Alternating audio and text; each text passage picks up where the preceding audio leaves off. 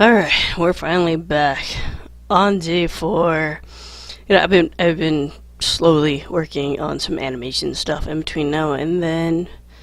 It's gonna take a bit trying to make that stuff all nice and perfect, but using this narration goodness and games in between while I'm working on all that nice stuff. So, let's go ahead and get back into 6 days of snow, day number 4. The next day progressed much like the previous day had, and the day before that, and the day before that. I awoke early, far too early, and flinched away from the cold like a newborn babe. Reiko arrived at 7:30 to deliver my breakfast, prompt as usual. She didn't linger, but she seemed a touch more cheerful than before. She even smiled at me. After eating breakfast, a simple hearty meal with crunchy bean sprouts and brown rice, I contemplated. I thought about Sachiko. I thought about Kenta. I thought about Kenji. I thought about the snow and isolation and my writing and fireworks and all the kind letters I had received from fans and how harshly the critics had condemned me. I thought of my past self, who had been shameless enough to write love-struck poems about the pretty, fresh-faced young girls he had kissed, without considering what lay ahead. What happened when the fireworks faded? Miso soup, endless cups of tea, and inane conversations about the weather. Sachiko's skin had been so smooth, like the skin of a drum. Now it was withered and ropey. Shallow as it may sound, it was Sachiko's looks that had attracted me to her at first. But now we were both getting old. Her good looks were fading. What else had I seen in her all those years ago, other than her pouty lips and her long eyelashes? I didn't know. Even now, I still don't know. But I didn't want to think about Sachiko, not in the Azami Inn. I much preferred to think about Reiko. Reiko. I will eventually figure out how to pronounce his name, but it's not happening in this lifetime.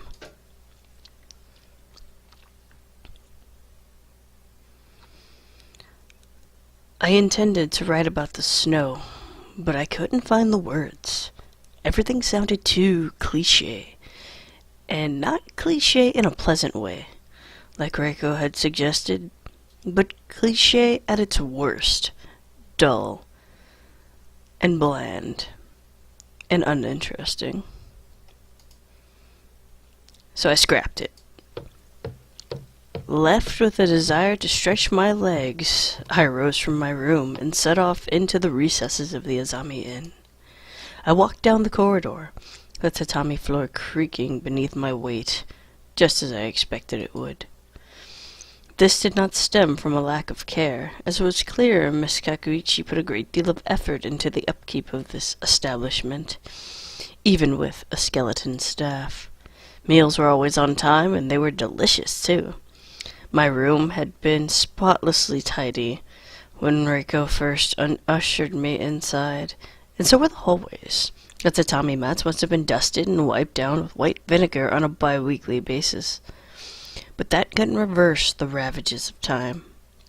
The inn was draughty and creaky and probably leaky, too. The wooden furnishings were being eaten away by termites. And the building tipped precariously to one side like a drunken man leaning against a cane. Miss Kakuichi could scrub and wipe and clean as much as she liked, often enlisting Reiko's help, it seemed, but that would not cure this building of its fundamental ailments. Old age. At first it was your wife, now it's fat things are getting old. I get it, man. In a way, it was somewhat sad. It was evident at a mere glance so much effort had gone into this inn, but at what cost? I doubted it could have been a self-sustaining business. Most likely it was running at a loss. Then again, I wasn't a businessman. It wasn't my duty to judge. But it didn't make me feel sorry for Miss Kakuichi in its own way. Living in a secluded place like this, which was growing more and more secluded by the day, must have been enough to drive anybody mad. Ooh.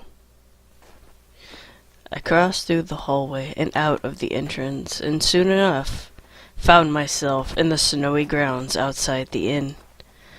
The sun was high in the sky, but it was wan and pale, hidden shyly behind the clouds. Maybe it was afraid of melting the snow. If it was, I would have understood.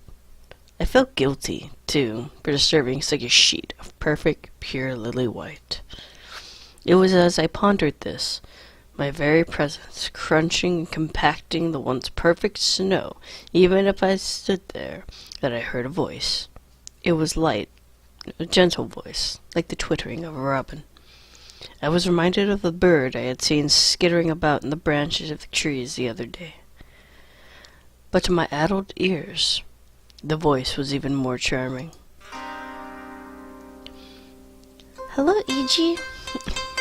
You're up nice and early again this morning. It was Reiko. Of course it was Reiko.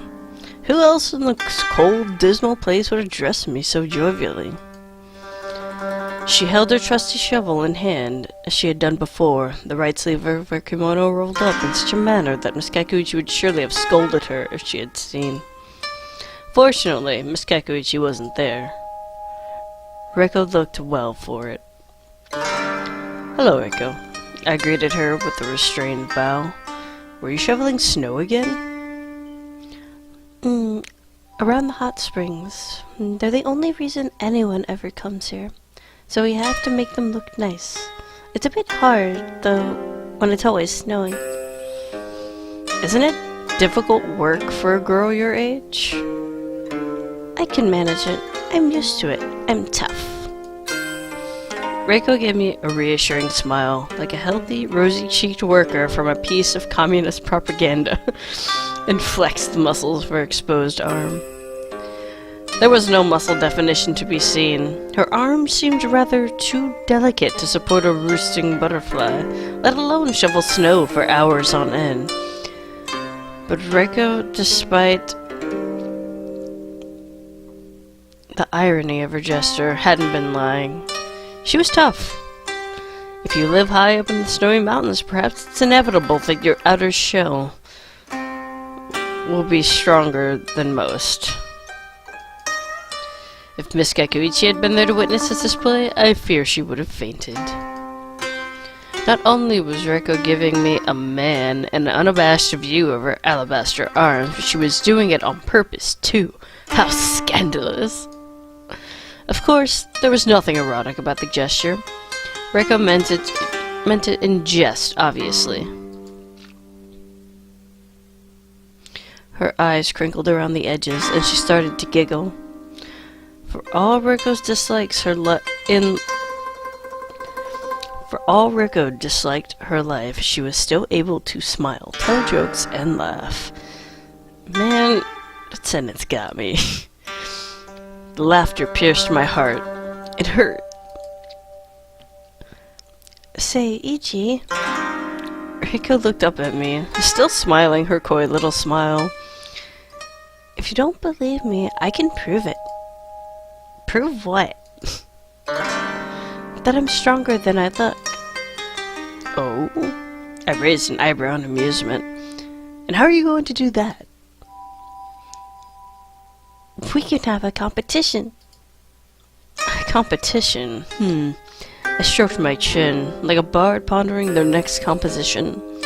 That sounds interesting. It is. Lean in close and I'll tell you about it. You'll whisper it in my ear? Ooh. Wonder how far that's going. Well, Reiko relented. You don't need to be that close. Close enough. Alright.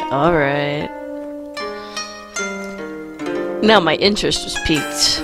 I shuffled forwards, curiously, surveying this impetuous young madam with folded arms. Is this close enough? Closer, Reiko said, and I obliged.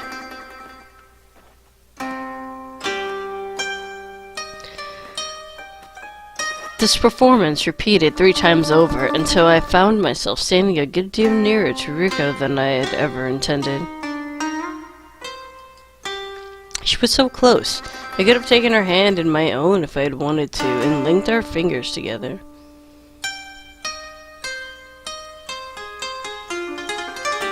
I could have pressed Reiko's tiny pale hand between mine like dried flowers in the pages of a scrapbook. Reiko's body was so warm, so small. I almost said warm. I was gonna make that awkward. I wondered what it would feel like to touch her. Wondered if her hands would be like ice. Okay, he did it for me.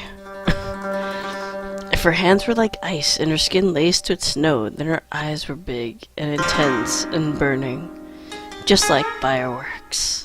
Her gaze held mine unapologetically. She didn't look away, and neither did she hang her head. Her cheeks remained unflushed from embarrassment. Colored lightest shade of rose pink imaginable from the cold wind. I think, she said. I leaned forwards a touch more, captivated by every single syllable that fell from her lips. Bro, you need to back up, man. Yes? What do you think? There was a pause, broken by the soft sound of the morning breeze as it stirred her hair, my sleeves, my heart, and then... We should have a snowball fight. She got you. And so we did. Reiko put her shovel away, then led me into the forest. She was so enthusiastic about her idea, she seemed half ready to take me by the hand. I wish she had taken it. Slow down, bro. I was too much of a coward to seize the opportunity for myself. Like all opportunities, however, it was brief and fleeting and passing without event. Reiko didn't take my hand, and I didn't take hers. Instead, she ran ahead in some sort... she ran ahead in front of me, as much as her kimono would allow her to run, and turned, the wind spilling dark hair across her white face, begging me to hurry. Well, unless she got snowball in her hand, she's ready. I tried to hurry, but I was older than Reiko and didn't want to cause myself undue injury. I explained my trepidation to Reiko, and she laughed and called me an old man. I didn't often consider myself old, and this adjective surprised me, but it was fair. Compared to her, I suppose I was. Even as I followed along behind her, kicking a fine mist of snow beneath my wooden sandals, I knew I was making a mistake. Yeah, you're gonna get pelted with a snowball, it's all over. We were happy in the moment, yes, almost deliriously, so like two lovers eloping. Reiko was laughing as I had never seen her laugh, speaking with ease as I had never heard her speak, smiling brighter than a burning oil lamp. But it was a delicate, tremulous happiness that couldn't last. It was a happiness that could only exist within the moment, built on desperation and fear and future hurt. Even as we played, Reiko compacting the snow in her dainty hands and hurling the projectiles at me with alarming speed, my heart remained troubled. When her mother found out, Reiko would be in a lot of trouble. I would be in trouble too, of course, for distracting one of the maids in such an unseemly manner, playing with her no less. If we'd been engaged in intimate relations, it would have been easy to understand. But this? What the? No! No! Take the snowball fight, man! This was the kind of thing children did. Okay, well, accept it. It's cool. But Reiko was a child. That was something I kept forgetting. Oh, how easily we can trick ourselves for the sake of simple convenience. Reiko was a child who had been forced to grow up far too quickly. She could be quiet and reserved, the insides of her arms and her skinny wrists carefully hidden away behind layers of cloth. But that wasn't who she truly was. Beneath the perfect image Miss Kakuichi had attempted to cultivate, Reiko was a buoyant, bright, energetic young thing who loved life and derived joy from simple pleasures. Here, she could wither and die. Well, here she would wither and die. We're going to put an underline on that would. She was withered already. She was withering already. She was withered already, damn. Might as well be. The roses in Reiko's cheeks in full bloom as she giggled and ducked and shrieked in the snow would recede when she returned to the gloomy inn that she called a home. Reiko had been born to laugh and live. She could have done so. So many things. I was like, she could have been in school. Yeah, that would have helped. But she had the misfortune of being born here. What could I do for her? How could I help this funny, cheerful, lively girl whose very soul, her essence, was being drained away day by day? I didn't know. But that spurred me on with yet more energy. I was too old to play in the snow, and my joints were aching. My fingers were trembling. I was sweating from the exertion despite the cold, and Reiko wasn't going easy on me. She had hit me 4, 5, 6 times, so many I had lost count. But I didn't stop. I couldn't.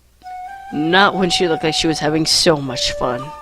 I doubted she got to have fun very much. Fun is important. It's a key aspect of our lives we so often overlook, particularly when we get older. Why should we have fun when we have other, more pressing matters to attend to? Family affairs, daily chores, endless work. But Reiko was too young to worry about such things. She shouldn't have worried. I wanted to wipe all her worries away. Reiko's head was tipped back. She was laughing. At that moment, I wished I was a painter or a photographer, not a writer. Writers can't capture moments as they happen. They can file away inside their heads and attempt to recreate them on paper, but no matter how perfectly we try, it just isn't enough. Writers are a nostalgic sort by necessity, I think, always hearkening back to the past as we try to relive it, affirm it, adore it, but we can never possess it. Not really. When we write, the only things we recover are memories, hazy, wavering, uncertain. Writers can never state anything with complete certainty. There's always some margin of error. There are some imperfections that can't be smoothed away, no matter how we try. Perhaps it's true what they say, another cliché, but it conveys its meaning well. A picture can paint 1,000 words, but a picture of Reiko as she was then, tendrils of hair stuck to her cheeks, her face flushed with happiness, was priceless. I would have cherished such an image until the day I died. Ooh. Uh-oh. And where on earth have you been? Miss Kakuichi's voice was sharp enough to cut steel. Her eyes were just as searing and almost tempestuous in their wrath. My hostess' hands were held firmly on her hips, creasing the material of her kimono. It was clear she was trying to remain calm and cool, as was befitting for the proprietress of such an establishment, but it was proving difficult. Her chest rose and fell with ill-suppressed passion. It was a passion I had known a woman like Miss Kakuichi was capable of feeling. But Miss Kakuichi was made of flesh and blood, just like me. Just like her daughter. Reiko must have inherited her heady emotions from somewhere. Could her mother have been that source? But unlike Reiko's, Miss Kakuichi's emotions simmered beneath her surface like a volcano. They were unpredictable and all the more terrifying for it. Reiko certainly seemed terrified enough, because the poor girl hung her head, looking down at her feet. Her legs and ankles were flushed pale pink from the cold, and so were her fingers, slightly swollen from exertion. Her cheeks, however, had already begun to lose some of their healthy glow. It was just as I had predicted.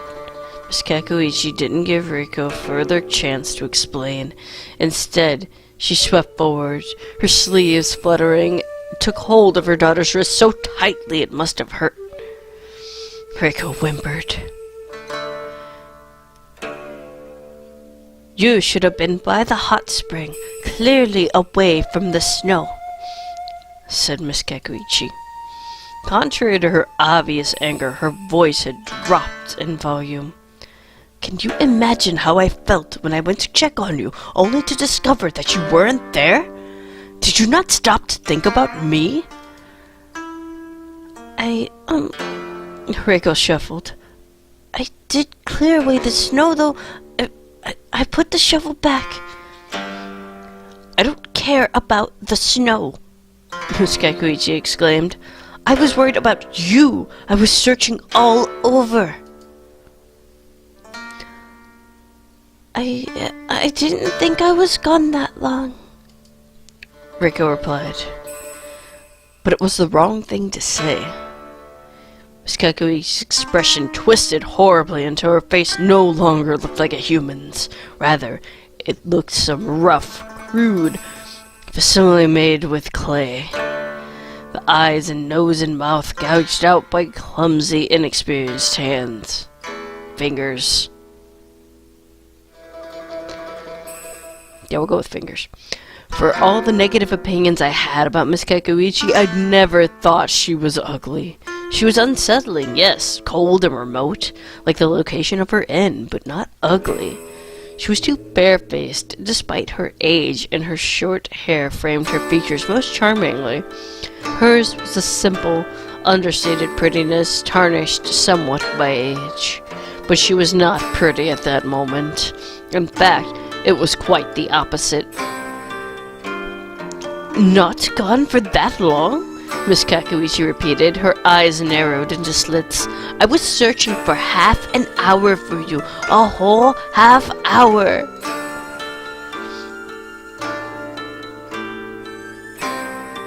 Well, half an hour is not that long, really. It takes longer to walk to Higashikawa. "Half an hour is long enough. When you're a mother, half an hour is ample time to wait for your wayward daughter, worrying she might never come back." "Why on earth would you think that? Don't you trust me?" "It is not a matter of trust. I worry because I love you. I know how flighty you can be. You've been like this ever since you were a child." "But I'm not a child anymore." "You are a child, Reiko. You are my child, and I want to keep you close. I want to keep you safe. But half an hour? A lot can happen in half an hour. Don't you remember what happened when you were 12 and you went for a walk in the forest?" Miss Kakuichi paused, her shoulders heaving with emotion. It must have been a painful memory, one that I, a relative stranger, should not have been privy to. "You said it would only be a short walk, that you would stick to the path, but you broke your promise. You strayed and you got lost, and I was waiting for you for hours and hours. I had to call the police, and they sent out a search party. I was terrified they'd find you buried in the snow, half frozen to death." That was a long time ago," Reiko tried to counter, but her voice was trembling. It isn't the same."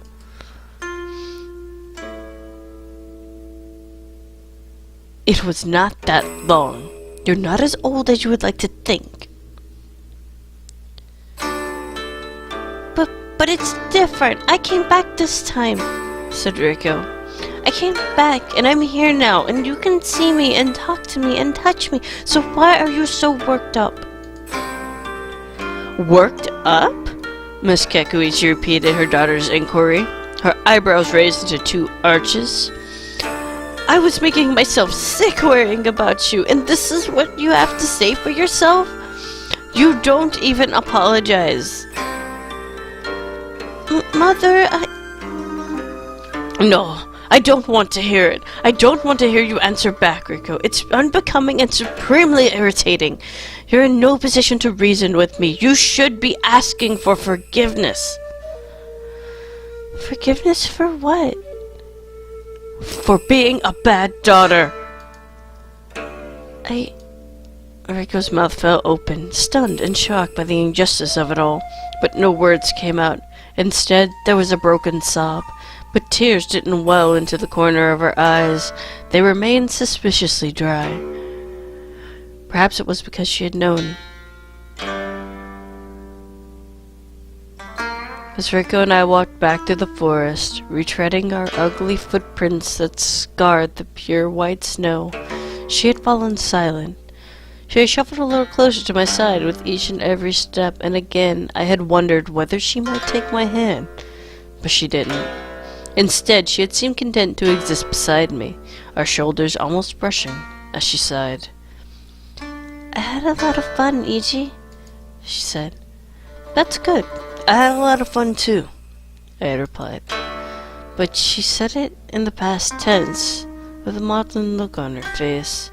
She had a lot of fun.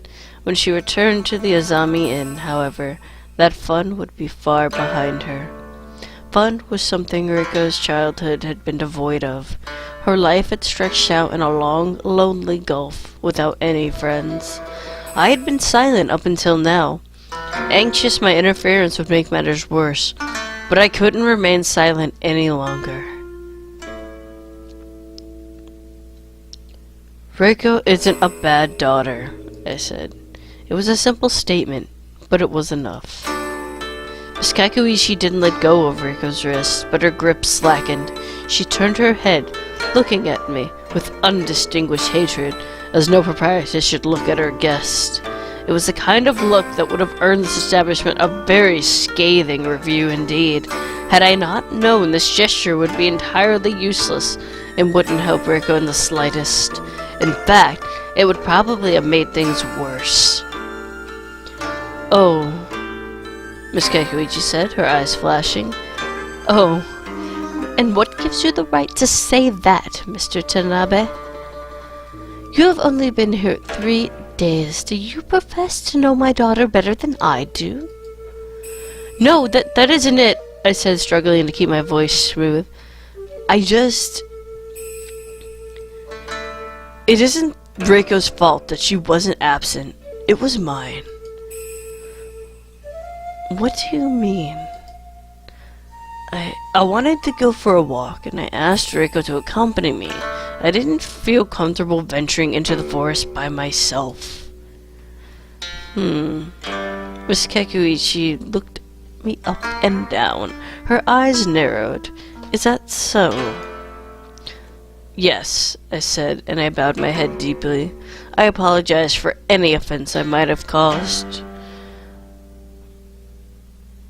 But you didn't seem to have any problems going to the forest alone 2 days ago.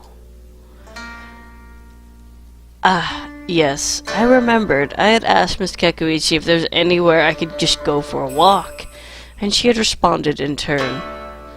Just keep to the signs. If you don't stray from the signs, you'll be fine. I had set off on my own, lost in my undulating, not entirely important thoughts. Reiko had been with me back then, and neither had I asked for a companion. It was little wonder Miss Kekuichi didn't trust me. Why should she?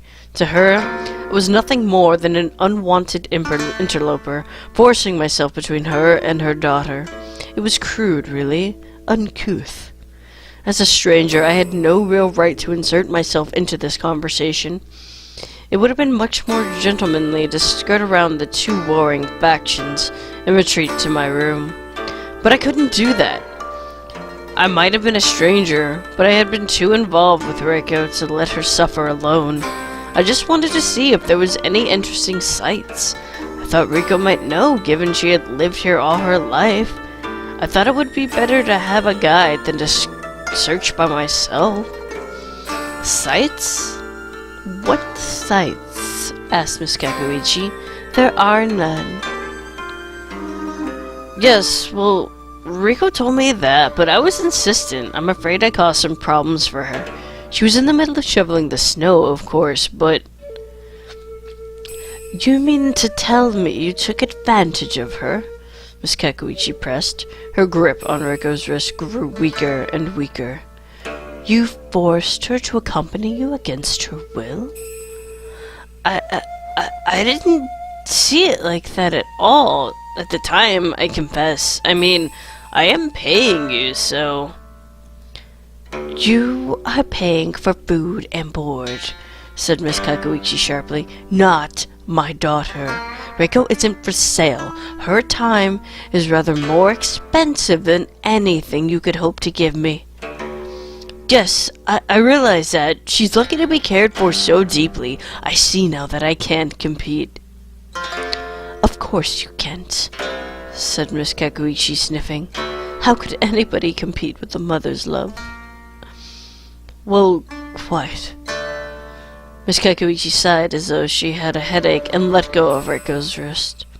The young girl whimpered, rubbing at it with her right hand. Reiko's head was hanging, so I couldn't clearly see her face, but perhaps that was a good thing. I knew she wouldn't be smiling, not like she had earlier. I feared this confrontation had knocked all the joy out of Reiko, like dust being beaten from a tatami mat. What if she couldn't bring herself to smile around me again? Her mother wouldn't have approved of it, I was sure. Her mother didn't approve of much. I appreciate that you were trying to do your duty as a good host, Reiko, but you don't need to listen to everything the guests say. You have more than enough work to be getting along with. Yes, Mother. And as for you, Mr. Tanabe, said Miss Kakuichi, straightening up, I think you should keep your distance from my Reiko. The possessiveness Miss Kakuichi used bothered me. She spoke as though she was daring me to lay another finger upon her most prized possession. I wanted to tell her that Reiko was not a possession. She was her own person, and not nearly as helpless or immature as Miss Kakuichi seemed to give her credit for. But I didn't think that would have done any good. Perhaps Miss Kakuichi could not recognize Reiko desired independence because she had nursed her as a baby. In her eyes, Reiko would always be a little girl. Not just any little girl. Her little girl. And mothers always know best. I apologize, I said again, bowing my head, because there was nothing else I could do. I didn't want to come between you. I can see now it was wrong of me. Quite wrong. Indeed, it was, said Miss Kakuichi archly. I know Reiko's pretty, but she's far too young. She doesn't have any experience. If she charmed you, I'm sure it was inadvertent. A sniff. If you're after the attentions of a pretty young girl, you can flirt with the other maids. Talk to Yoshiko or Miyako, but leave my Reiko alone. And there it was again. The possessiveness. I could see it clearly, though. Miss Kakuichi was no longer clinging to her daughter's wrist. There was a bond between them far stronger than that tenuous thread from folk legend, the red string of fate. This was no string. It was forged from iron. Ooh, onward to the 5th day. So, alright, guys and gals. That's gonna be enough for today. We will continue with the 5th day next time. Get some more insight on what's going on. Maybe even meet the other maids. I don't know. So, alright, we got 2 more days left. So, until next time, have a good one.